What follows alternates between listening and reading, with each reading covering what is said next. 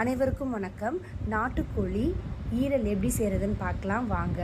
மஞ்சத்தூள் உப்பு போட்டு நல்லா அலசி எடுத்து வச்சுக்கலாம். சட்டியில் எண்ணெய் விட்டு சோம்பு போட்டு நல்லா வதங்கினதுக்கப்புறமா வெங்காயம் அரிஞ்சு வச்ச சின்ன வெங்காயம், இந்த ரெசிபிக்கு சின்ன வெங்காயம் தான் சூப்பராக இருக்கும். சின்ன வெங்காயத்தை நல்லா வதக்கி எடுத்துக்கணும். சின்ன வெங்காயத்தில் உப்பு போடாதீங்க, தக்காளி போட்டுட்டு அப்புறம் உப்பு போட்டு வதக்குனீங்கன்னா தக்காளி சீக்கிரம் வதங்கிடும்.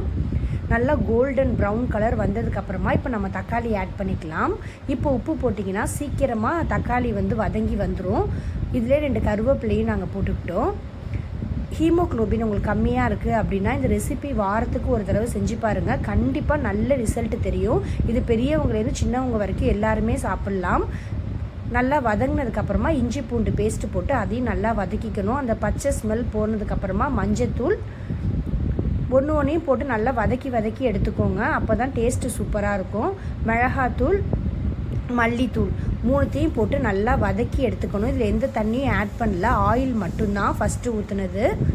ஒவ்வொரு இன்க்ரீடியன்ஸாக போட்டு நல்லா வதக்கி எடுத்துக்கணும். எல்லாத்துலேயுமே அந்த பச்சை வாசனை போகிற அளவுக்கு நல்லா வதக்கிட்டு இப்போ நம்ம ஈரல் எடுத்து இதில் போட்டுடலாம். இது நாட்டுக்கோழியோட ஈரல் தாங்க, இங்கே சொல்லி வச்சு வாங்கணும். இப்போ நம்ம ஈரலை முழுசாகவே போட்டுடலாம். வெந்ததுக்கப்புறமா 1-2மா நம்ம கரண்டியை வச்சு கட் பண்ணிக்கலாம். ஒரு பெரட்டிட்டு கொஞ்சமாக தண்ணி விட்டு மூடி வச்சிடலாம். இந்த வீடியோ எடுக்கிற டைம் தான் இது செய்கிறதுக்கு. ஒரு 15 நிமிஷத்துக்குள்ளவே செஞ்சு முடிச்சாச்சு. டேஸ்ட்டு சூப்பராக இருந்தது.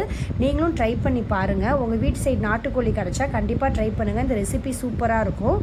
மூடி வச்சிடலாம். ஒரு 5 நிமிஷம் கழித்து எடுத்து பார்த்திங்கன்னா நல்லா கொதி வந்திருக்கும். ஸ்மெல்லே சூப்பராக இருந்ததுங்க. இப்போ 1-2மா நம்ம உடச்சி விட்டுறலாம்.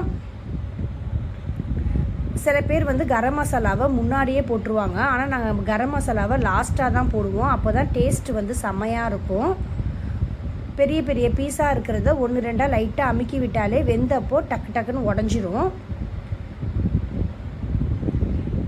மிளகு தூள் போட்டுக்கிட்டோம். நான் மிளகாத்தூள் ரொம்ப கம்மியாக யூஸ் பண்ணேன். ஏன்னா மிளகு தூள் போட்டுக்கலாம் அப்படின்னு. உங்கள் காரத்துக்கு ஏற்ற மாதிரி மிளகு தூள் போட்டுக்கோங்க. இப்போது கரம் மசாலா தூளை ஆட் பண்ணிக்கணும். சளி பிடிச்சிருக்கு அப்படின்னா மிளகுத்தூள் சேர்த்து இந்த மாதிரி சாப்பிடும்போது கோல்டு எல்லாமே சீக்கிரம் சரியாயிடும். சிக்கன் கொஞ்சம் ஹீட்டு அப்படின்றதுனால தேங்காய் பால் கெட்டியாக எடுத்து லாஸ்ட்டாக இறக்க போகிறப்ப அதையும் ஊற்றிக்கணும். இது எல்லாமே முக்கால் பதத்தில் இருக்கும்போது நாங்கள் செய்கிறோம். இப்போ திரும்ப மூடி வச்சுட்டு ஒரு 10 நிமிஷம் கழித்து ஓப்பன் பண்ணி பார்த்திங்கன்னா சூப்பரான கோழி ஈரல் கிரேவி ரெடி ஆகிடும். இதை மண் சட்டியில் செய்யும்போது டேஸ்ட் இன்னும் சூப்பராக இருக்கும். இந்த ரெசிபி இதுக்கு முன்னாடி செஞ்சுருக்கீங்க அப்படின்னா கமெண்ட் பாக்ஸில் கமெண்ட் பண்ணுங்கள். இல்லை நான் இது வரைக்கும் ட்ரை பண்ணதில்லைனா இந்த வீடியோ பார்த்து ட்ரை பண்ணுங்கள். டேஸ்ட்டு செம்மையாக இருக்கும். சுட சுட வடித்த சாதத்தில் நீங்கள் போட்டு சாப்பிடும்போது உங்களுக்கு கோல்டு அந்த மாதிரி இருந்தாலும் டக்குன்னு சரியாயிடும். ஹீமோக்ளோபின் லெவலும் இன்க்ரீஸ் ஆகும். இது ஒரு நல்ல ரெசிபி. ட்ரை பண்ணி பார்த்துட்டு சொல்லுங்கள் எப்படி இருந்ததுன்னு. இது மாதிரியான வீடியோஸ்லாம் பார்க்கணும் அப்படின்னா என் சேனலை சப்ஸ்கிரைப் பண்ணிக்கோங்க. இவங்க பக்கத்து வீட்டு அக்கா எங்களோட ரொம்ப க்ளோஸ் ஃப்ரெண்டு. இவங்களுக்கு தான் டேஸ்ட்டு கொடுத்தோம். செம்மையாக இருக்குது. நானும் எங்கள் வீட்டில் ட்ரை பண்ணி பார்க்குறேன்னு சொன்னாங்க. தேங்க்ஸ் ஃபார் வாட்சிங். Subscribe my channel.